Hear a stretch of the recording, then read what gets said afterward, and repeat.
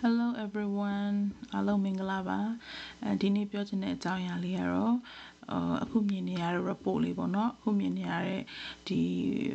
finance နဲ့ပတ်သက်တဲ့ report လေးတစ်ခုကိုဘေးလောက်ပြသွားမယ်ပေါ့နော်။ဘာလို့သုံးပြီးလဲဆိုတော့ Excel data ကိုသုံးပြီးတော့ပေါ့နော် Excel sheet တစ်ခုကိုသုံးပြီးတော့အခုမြင်နေရတဲ့ Excel sheet လေးပေါ့နော် Excel sheet မှာဆိုရင်ဘာတွေပါလဲဆိုတော့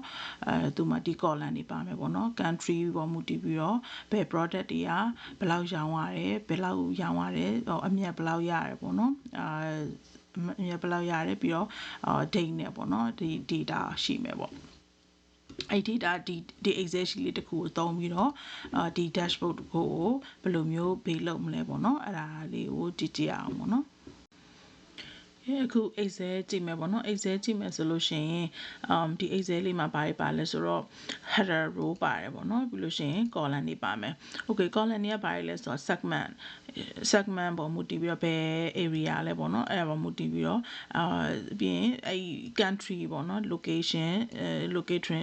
information ဘယ် country လဲပြီးလို့ရှိရင်ဘယ် product လဲပြီးလို့ရှိရင်ဒါဘယ်လောက်ရောင်းလဲပေါ့နော် unit ဆိုဘယ်လောက်ရောင်းထွက်လဲပြီးလို့ရှိရင်ဒါ price တွေရှိမယ်ပြီးလို့ရှိရင် sales dollar amount sales amount ပေါ့နော်အဲ့တော့ရောင်းဘယ်လောက်ရောင်းอ่ะဘယ်လောက်ရောင်းอ่ะလဲပြီးလို့ရှိရင်ဘယ်လောက်မြတ်လဲပေါ့နော် profit ဘယ်လောက်မြတ်လဲဆိုတာရှိမယ်ပြီးလို့ရှိရင် date တွေရှိမယ်ပေါ့နော်အဲ့တော့ဒီ date month number month name တို့ရေးအဲ့တော့ဒါတွေကတော့ဒီ date column ကနေသူတို့ထုတ်ထားတာပေါ့နော်အဲ့တော့ဒီ Excel ကိုကြည့်ပြီးတော့ဒီ Excel ကိုပါပြအောင်ဆွဲထည့်မယ်အဲ့တော့ဆွဲထည့်မယ်ဆိုတဲ့အချိန်မှာအဲ့တော့ data ဆွဲထည့်ပြီးလို့ရှိရင် data cleanliness တွေလုပ်မယ်ပေါ့နော်အဲ့တော့ data cleanliness တွေဆိုတဲ့နေရာမှာဘာကိုပြောရလဲဆိုတော့data တွေကဘယ်လိုဖြစ်နိုင်လဲဆိုတော့ဘလို့ cleaning stat တွေလဲဆိုတော့ irrelevant ပေါ့နော်ဥပမာထားပါတော့ကိုကဒီမှာကြည့်လိုက်မယ်ဆိုလို့ရှိရင်segment ပေါ့အဲ့တော့ဒီ segment မှာကိုကဘာကိုပဲစိတ်ဝင်စားရလဲဥပမာကိုရဲ့အခု report က government နဲ့ပတ်သက်တာမပါဘူးဆိုလို့ရှိရင် government ဆိုတဲ့ဟာကိုဆွဲထုတ်မယ်ပေါ့နော်အဲ့တော့ channel ဟာတွေပဲပါမယ်ပြီးလို့ရှိရင်အဲ့တော့ကိုရဲ့ data ကကိုလိုချင်တဲ့data ပါရဲ့လားပေါ့နော်ကိုလိုချင်တဲ့ domain ပါရဲ့လားဆိုတာကိုအရင်ကြည့်မယ်ပြီးလို့ရှိရင်duplicate ဖြစ်နေလားအဲ့တော့ဒီ record တွေက duplicate ဖြစ်နေလားအဲ့ဒါတွေ duplicate ဖြစ်တယ်ဆိုရင်လည်း duplicate တွေကိုဖယ်မယ်ပေါ့နော်ပြီးလို့ရှိရင်ဒီ structure error တွေ structure error တွေဆိုတာဥပမာစလုံးပေါင်းမှားနေတာတော့ဥပမာဆိုလို့ရှိရင်ဒီမှာ country ဆိုကြည့်လိုက်Germany တို့ GERMANE ဖြစ်နေတယ် spelling မှားနေတယ်အဲ့ဒါမျိုးဆိုရင်ပြင်မယ်ပေါ့နော်ပြီးရင် United States of America ဆိုရင်နှစ်မျိုးဖြစ်နေတယ်USA အဲ့တော့ဒီနှစ်ခုထဲမှာတစ်ခုကိုပဲဖြစ်ယူမယ်ပေါ့နော်တစ်ခုပဲ uniform ဖြစ်အောင်လုပ်မယ်ပေါ့အဲ့တော့အဲ့ဒါတွေအဲ့ step by step ပေါ့နော်ဒီမှာဆိုလို့ရှိရင်example ဒီမှာ typo ကြောင့်ပေါ့နော်ဒီဒေါ်လာ amount ပတ်စံမဟုတ်ဖ ೇನೆ ဒီ character တစ်ခုခုဖြစ်နေတယ်ပေါ့အဲ့ဒါမျိုးတွေဆိုလို့ရှိရင်လေအဲ့ဒါတွေအကုန်လုံး cleanse လုပ်ကြမှာပေါ့နော် report ထုတ်မယ်ဆိုလို့ရှိရင်အဲ့တော့အခုအဲ့ဒါလေးကို Power BI နဲ့ကိုဆွဲထည့်ပြီးတော့ transform လုပ်တဲ့ step ကိုလုပ်ကြည့်မယ်ပေါ့နော် Okay Power BI ကနေပြီးတော့အခုခုနပြောတဲ့ Excel file ကိုလုပ်မယ်ပေါ့နော် Excel file ကိုလုပ်မယ်ဆိုလို့ရှိရင်အဲ့တော့ဒီမှာdata ကိုဘယ်လိုယူလဲဆိုတာပေါ့နော်အဲ့တော့ဒီမှာ get data ဆိုတဲ့ option မှာ Excel book ဆိုတဲ့ဟာ Excel workbook ဆိုတာလည်းရှိတယ်ဒီမှာ Excel ဆိုတာလည်းရှိတယ်ပေါ့နော်အဲ့တော့ okay ကိုက Excel ယူမယ်ပြီးလို့ရှိရင် financial sample ဆိုတဲ့ဟာကိုယူမယ်ပေါ့နော်အဲ့တော့ယူပြီးရင်သူကဘာပြလဲဆိုတော့ဒီ Excel ပုံမှာရှိတဲ့ဒီ sheet လေးတွေပေါ့နော် sheet ဘယ်နှခုရှိလဲအဲ့ပုံမှာရှိတဲ့ဟာတွေအကုန်ပြမယ်။မဲ့ကိုစိတ်ဝင်စားတာဒီ sheet ကိုစိတ်ဝင်စားရပေါ့နော် financial ဆိုတဲ့ sheet ကိုစိတ်ဝင်စားတယ်။အဲ့တော့လုံးမလားဆိုတော့ကိုကမသေးချသေးဘူးဒီထဲမှာရှိတဲ့ column တွေအကုန်လုံးကိုကလိုချင်တာမဟုတ်ဘူး။ပေါ့နော်အဲ့တော့ data type တွေလည်းကိုကချိန်ချင်တယ် data error တွေရှိရင်လည်းကိုပြင်ချင်တယ်။အဲ့တော့အဲ့ဒါကြောင့်မလို့ transform data ဆိုတဲ့ဟာကိုရွေးမယ်။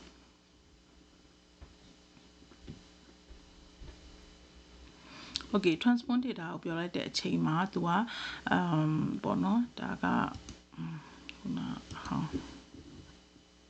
Okay so okay rename လုပ်မယ် rename okay so sure okay so report တွေပေါ့နော် report တွေမှာလိုတဲ့ tick column တွေကိုပဲဆွဲယူမယ်အဲ့ report ထဲမှာလိုချင်တာကဘာတွေလဲဆိုတော့ကိုစိတ်ဝင်စားတဲ့ segment လိုက်စိတ်ဝင်စားတဲ့ country စိတ်ဝင်စားတဲ့ product စိတ်ဝင်စားတဲ့ discount brand စိတ်မဝင်စားဘူးပေါ့နော်အဲ့တော့ကိုစိတ်ဝင်စားတဲ့ကိုစိတ်ဝင်စားတဲ့ column တွေကိုယူမယ်အဲ့တော့ယူမယ်ဆိုလို့ရှိရင်ဘယ်လိုလုပ်မလဲဒီမှာ choose column ဆိုတော့ home tab မှာ choose column ဆိုတာရှိရပါတော့ choose column ကိုသွားမယ်အဲ့လို့ရှိရင်ဒီမှာအခုဆိုရင်အကုန်လုံး column တွေအကုန်လုံးယူနေတယ်ဒါပေမဲ့ကိုကတချို့ column ပဲလိုချင်တယ်ပေါ့နော်အဲ့တော့အဲ့ဒါကိုအကုန် select ကိုဖြုတ်လိုက်မယ် segment country လိုချင်တယ် product လိုချင်တယ် unit so လိုချင်တယ်ပြီးလို့ရှိရင်sales dollar amount လိုချင်တယ် profit dollar amount လိုချင်တယ် date လိုချင်တယ်ပေါ့နော်အဲ့တော့ date လိုချင်တယ်ပြီးလို့ရှိရင်ဒါပဲပေါ့နော်ဒါပဲလိုချင်တယ် okayရပြီအဲ့ဆိုကိုလိုချင်တဲ့ column တွေပဲကိုယူပြီးပြီပေါ့နော်အဲ့ဒါကိုဒီကိုလိုချင်တဲ့ column ပဲမယူဘဲနဲ့အကုန်လုံးထားလို့ရလားဆိုရတယ်ဒါပေမဲ့နောက်ပိုင်း report ကExcel tab တွေအများကြီးပေါ့နော် Excel sheet တွေအများကြီးကိုထည့်သုံးမယ်ဆိုလို့ရှိရင်column တွေကလည်းတစ်ခုတစ်ခုမှအများကြီးပါတယ်ဆိုလို့ရှိရင်ကိုမလိုအပ်ဖ ਨੇ ထည့်ထားမယ်ဆိုရင် report နှေးစေတယ်ပေါ့နော်အဲ့တော့ report ကိုကိုကမြန်စေခြင်းတဲ့အတွက်မလိုချင်တဲ့column တွေကိုထုတ်မယ်ပေါ့နော်တကယ်လို့ပြန်ထည့်လို့ရလားဆိုတော့လည်းရတယ်တကယ်လို့ဒီမှာဘလို့ပြန်ထည့်မလဲပေါ့နော်ကိုကအခုမှာ column တစ်ခုကိုမှားပြီးဖြုတ်လိုက်မိတယ်အဲ့ဒါကိုဘလို့ပြန်ထည့်မလဲအဲ့ဆိုလို့ရှိရင်ဒီမှာဒီကိုလုတ်ထားတဲ့ပေါ့နော်ဒီ step တွေ apply လုတ်ထားတဲ့ step တွေအခု report ဒီ Excel ရှိကဘယ် tab ကိုယူတယ်အဲ့ tab ထဲကဘယ် column ကိုယူတယ်အဲ့ step တွေအကုန်လုံးကဒီမှာ query setting ဆိုတဲ့ဟာရှိတယ်ဒီ query ဆိုတဲ့ setting ဆိုတဲ့ဒီဘေးကwindow လေးကမရှိဘူးဆိုရင်လည်းမရှိဘူးပေါ့နော်ထားပါတော့မရှိဘူးဆိုရင်လည်းအခု view ဆိုတဲ့အောက်မှာတွားလို့ရတယ်တွားပြီး query setting နှိပ်လိုက်အဲ့ဒါဆိုလို့ရှိရင်ဒီ table တစ်ခုရဲ့တစ်ခုမှာ transformation step တွေပေါ့နော်ဘာတွေ step by step ဘာတွေလောက်ထားရဲဆိုတာပြောလို့ရကြည့်လို့ရတယ်ပေါ့နော်အခုဒီမှာ change type ဆိုတဲ့ tab ကိုstep ကိုနှိပ်လိုက်လို့ရှိရင်အခုဒီဒီ step မှာဆိုလို့ရှိရင်တော့ဖြင့်တခြား column တွေကိုမလိုချင်တဲ့ column တွေ remove မလုပ်ရသေးတဲ့အတွက်အကုန်မြင်ရမယ်အဲ့တော့ဒီ step မှာဆိုရင်တော့မလိုချင်တဲ့ column တွေ remove လုပ်ပြီးသွားပြီပေါ့နော်အဲ့တော့အဲ့ဒါလေးအဲ့ဒါကိုကဒီမှာပြန်ပြီးတော့ပြင်ချင်တယ် okay ငါမှားပြီးတော့တခုဖြုတ်လိုက်တယ်အဲ့ဆိုရင်ဒီမှာ discount ban ကိုထည့်ချင်တယ်အဲ့ဒါမျိုးဆိုရင်ထည့်လို့ရတယ်ပေါ့နော်အဲ့ဆိုဒီမှာပြန်ပါလာလိမ့်မယ် discount ban okay အခုလောဆယ် discount ban မလို့ကျင်သေးဘူး okay ရပြီအဲ့တော့ဒီရတဲ့ data ကိုဒီ column ကိုကြည့်မယ်ပေါ့နော်အဲ့တော့ဘာကိုကြည့်မလဲဆိုတော့column data type ပေါ့နော်ဒီ column တစ်ခုချင်းစီ data type ကိုကြည့် data type ဆိုတာဘာလဲဆိုတော့ဒီ data က text အမျိုးအစားလား number အမျိုးအစားလား decimal လားကိန်းပြည့်လားပေါ့နော်ပြီးလို့ရှိရင်ဒါ date လား date နဲ့ time လားအဲ့ဒါရှိမယ်အဲ့တော့ဒီ data type ကဘယ်မှာမြင်ရလဲဆိုတော့ဒီ column လေးမှာဆိုလို့ရှိရင်ဘယ်ဘက်လေးမှာတွေ့လား ABC ဆိုပြအဲ့ဒါလေးကိုနှိပ်လိုက်လို့ရှိရင်ဒီမှာ column data type တွေအကုန်မြင်ရမယ်ဒီ data type တွေအကုန်ကြိုက်တယ်လို့ရွေးလို့ရတယ်အခုလောဆယ်ဒီ segment ဆိုတာ text ဖြစ်တယ်အခုလောဆယ် text ဖြစ်တယ်ဆိုတဲ့အတွက်ဒီမှာ ABC ဆိုတဲ့ sign လေးအဲ့ဒါ text ကိုပြောတာပေါ့နော်အဲ့တော့ကိုကြိုက်တဲ့data type ကိုပြောင်းလို့ရတယ်အဲ့တော့ဒါ text ဖြစ်တဲ့အတွက် okay မှန်တယ်ပေါ့နော် country ရတယ်မှန်တယ် Power BI ကသူက auto ပေါ့နော်သူခန့်မှန်းပြီးတော့type data type တွေကိုသူရွေးပေးလိုက်တာပေါ့နော်အဲ့ဒါကလည်း99% မှန်ပါတယ်ဒါပေမဲ့ကိုယ့်ဘက်ကိုတော့ကိုယ့် data ကိုသိတဲ့အတွက်ကိုယ့်အကောင်းဆုံးသိတဲ့အတွက်ကိုပြန်စစ်တာအကောင်းဆုံးပဲပေါ့နော်အဲ့တော့ country ကလည်း tax okay product ကလည်း tax okay ဒီမှာ unit so ရင်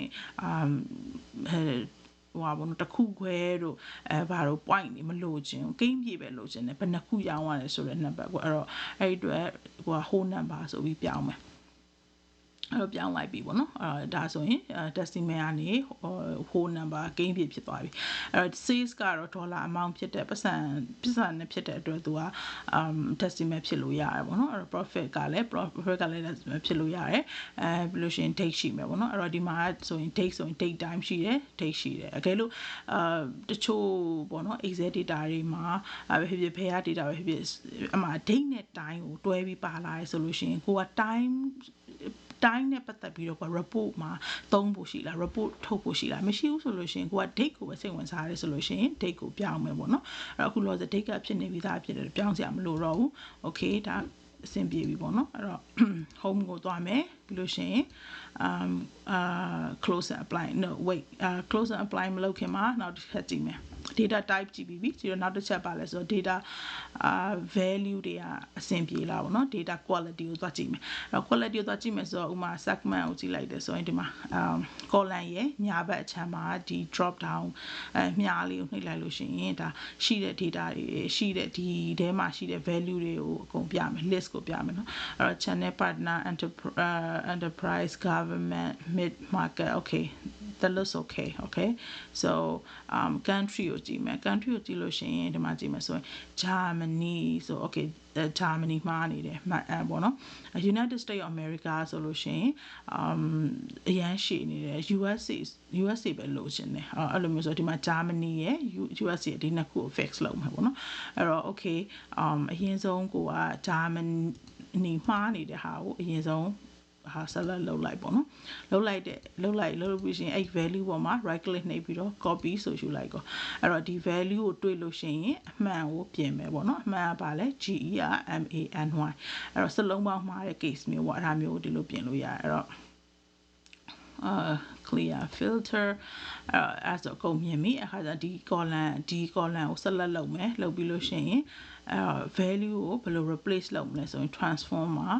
replace value ဆိုတာရှိတယ်အဲ့တော့ replace value ကိုသွားပြီးရင်မှားနေတယ်ဒီ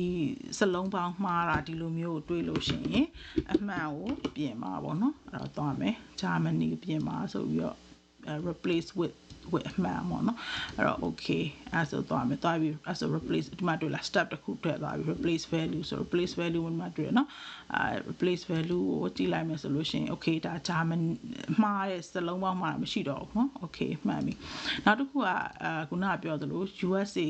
တစ်ခုပဲလို့ချင်တယ် United States of America မလို့ချင်ဘူးအဲ့တော့ United States of America ကိုဟိုက USA နဲ့ replace လုပ်မယ်ပေါ့နော်အဲ့တော့ copy အဲ့တော့ရပြီ clear filter ပြီးရင်ခုန replace value okay ဒါမှားတယ် value ကိုမလို့ချင်တဲ့ value ဒါကိုလို့ချင်တဲ့ value ပေါ့နော် replace with USA okay so okay ဒါဆို replace value step ထပ်လိုက်တယ်တော့ကြည့်လိုက်လို့ရှိရင်ဒီမှာ Germany USA ပဲရှိတော့တယ် okay ဒါမှန်သွားပြီပေါ့နော်အဲ့ product ကိုလည်းတစ်ချက်ကြည့်မယ် product ကလည်း that is fine okay အမှာပေါ့ date ကလည်းမှန်တယ်ပေါ့နော်အဲ့တော့okay ဒါကိုလိုချင်တဲ့ data တွေကိုလည်းပြင်ပြီးပြီပေါ့နော်အဲ့တော့report စပြီးတော့စောင့်မယ်ပေါ့နော်အဲ့ဆိုလို့ရှိရင်ဒီ step တွေအကုန်လုံးကိုသဘောကျပြီဆိုရင် close and apply လိုက်